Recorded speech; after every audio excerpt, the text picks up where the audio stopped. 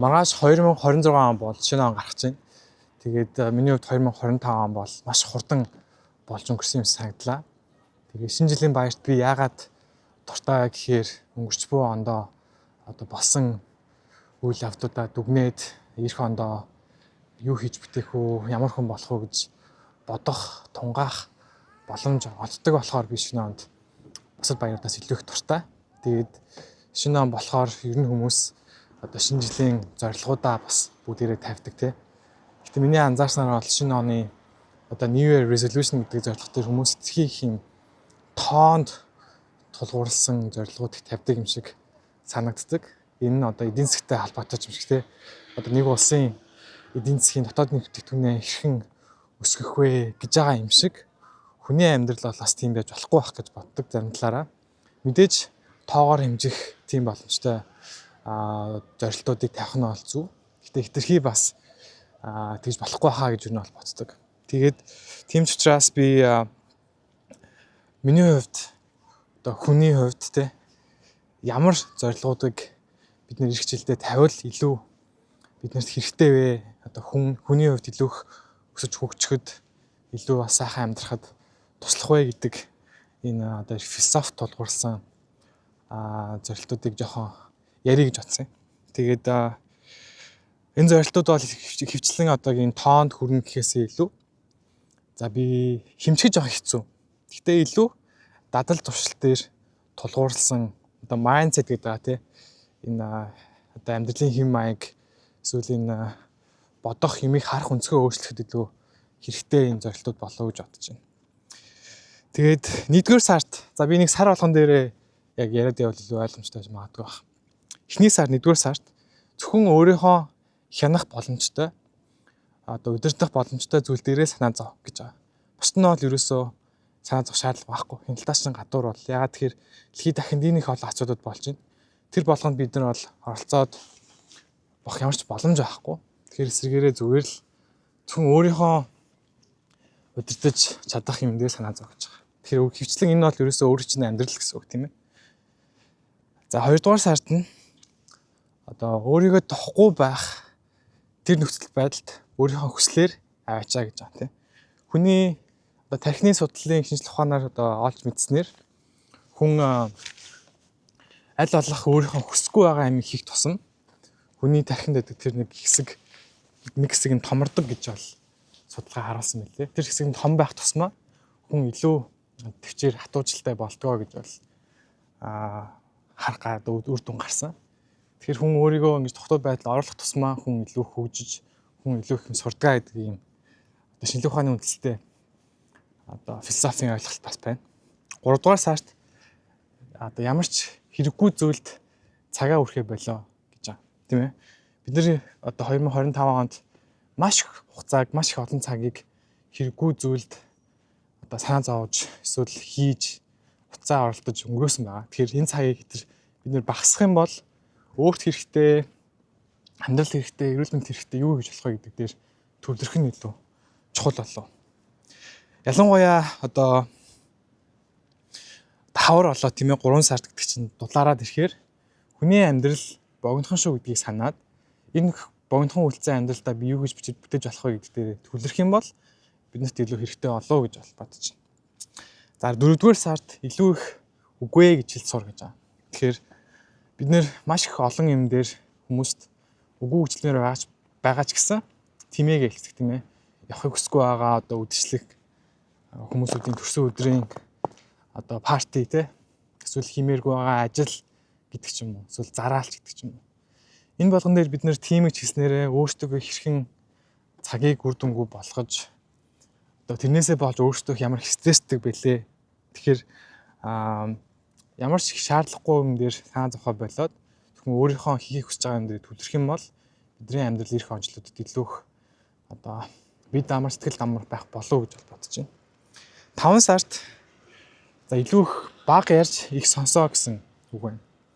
Бид нэр ингээд юм яриад хахаар нөгөө хүнийг сонсох тэр чадвар маань бол буурчдаг.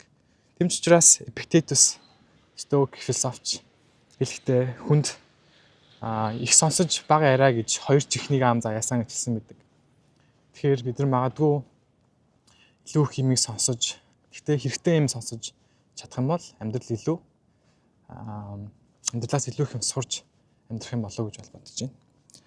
За 6 дугаар сард өөрийгөө бусадтай харьцуулахаа бол зогсоо гэж байна. Харьцуулт бол ад жаргалын дайсан гэдэг бас үг байдаг. Тэгэхээр бид нэр өөрсдөө энэ онцлогод маш их харьцуулдаг болсон. Үүний шалтгаан нь мэдээж одоо сошиал медиа, интернеттэй холбоотой. Бидний таньдаг хүмүүс, бидний ойрцны хүмүүс биднээс илүү гоё амьдраад байгаа юм шиг санагддаг ч юм уу те. Тэгэхээр эсвэргээрээ харьцуултыг бид нэр зөвхөн өөртөө хийх шаардлагатай болов. Би өнгөрснөөсөө, өдрөөсөө, за өнгөрсөн жилээсээ илүү сайжирч чадсан уу? Би алтаагаа засч чадсан уу? Гэдэг дээр төвлөрөх юм бол бидний амьдрал илүү их урагшлах, ахиц гаргах боломж нь бүрднэ. Тэгхгүйгээр бусадтай өөрийгөө харьцуулах юм бол бид нар бол урагшлагчгүй эсвэргээрээ улам аргашаа алхана гэдэг юм ойлголт явж байна. За 7 дугаар сард юу нэхээр юм болгон дээр үзэл бодолтой одоо opinion гэдэг байгаа тий. Байх шаардлагагүй гэж байгаа тий. Юм болгон дээр тий Монголд ялангуяа байнга 7 хоног болох өдөр болгон нэгэн сенсац болдог. Тэр хүн ингэж хэлж гинэ, тэр хүн ингэж гинэ. Им боллоо гэдэг тий. Энэ болгон дээр бид нэр үзэл бодол гаргаад бодож байгаа юм хийх шаардлага байхгүй. Ягаад тэгэхээр энэ бол бидний амьдрал чухал биш гэж байгаа. Хамгийн ихний 1 сард хэлсэн одоо хийх дадлал, одоо хэрэгжүүлэх дадлал маань бол зөвхөн өөрийнхөө хин чадах юм их хинаа гэж байна. Тэгэхээр түүнтэй адилхан бид нэр бүх юм дээр одоо үзэл бодлоогүй байх нь биднийг цаг хэмнэх стрессгүй байлгах энэ боломжийг бүрдүүлнэ гэж бодож байна. За 8 дугаар сард одоо материалын хэрэглээнийхаа энэ хүслээ багасгаа гэж байна тийм. Бид нэр капиталист нийгэмд угаасаа амьдарч байгаа. Тэгэхээр материалын энэ бараа бүтээгдэхүүн бол бидний нэг амьдралын хэм маяг болсон. Гэтэ түүнээс болоод бид нэр капиталист нийгмийн одоо өөрийн мэдлгүй сорогдсон татагдан орох биш. Энд илүү юу болж байгааг анзаараад за би энэ бол миний хүсэж байгаа юм бол биш байна. Материалын юмнаас илүү оюунлаг хэрэгцээ ч юм уу эсвэл одоо найзуудтайгаа харилцах харилцаа ч юм уу, хайр ч юм уу. Энэ бусад өөр чухал одоо юм дээр төвлөрч чадах юм бол амьдрал бас илүү сайжрах боломж нь бүрдэх юм болов уу гэж бодож байна. За 9 дугаар сард бусдад өөр дээрээ илүү сахилга баттай байж бусдыг илүү их одоо төвчээртэйгээр хараа гэж байна тийм. Тэр юу гэсэн үг вэ гэхээр бид нэр дандаа бусад хүмүүсийг жааж хийх буюу одоо дүгнэх дүгнэлтэнд илүү өсөж очих энэ хүн чинь ямар сони юм бэ гэх юм уу те. Тэр дүгнэлт рүүгээ илүү хурдан очдог мөртлөө өөрсдийгөө би чинь ямар хүн бэлээ, би чинь юу хэлсэн бэлээ, ямар үйлдэл гаргаж байгаа байлээ гэдэг дээр одоо хангалттай анхаарч чаддаггүй юм санагддаг. Тэгэхээр бусдыг жааж хийж, бусдыг одоо амьдралыг нь дүгнэхээс өмнө өөрсдөө илүү сахилга баттай байж, өөрсдөө бодож байгаа бодол, хэлж байгаа үг, хийж байгаа үйлдэл болгон дээрээ анхааралтай байх юм бол арай илүү дээр болов. Тэгэхээр тэрэн дээрээ анхаараарай. За 10 дугаар сард ямар нэг юм болоход бид нэр ямар нэгэн одоо реакц үзүүлэхдээ маш хурдан түргэн байдаг. Тэ? Энэ хүн ингэ хэлдэг гингүүд шууд реакц үзүүлж эхэлдэг. Ууралдаг ч юм уу, гомддог ч юм уу. Тэгэхээс өмнө энэ реакцгаа яагаад би энэ реакцыг үзүүлэх гэж байгаа гэдээ сайн бодоод пауз аваад үзэх юм бол зарим нэгэн реакцыг бас үзүүлэх шаардлагагүй ч магадгүй.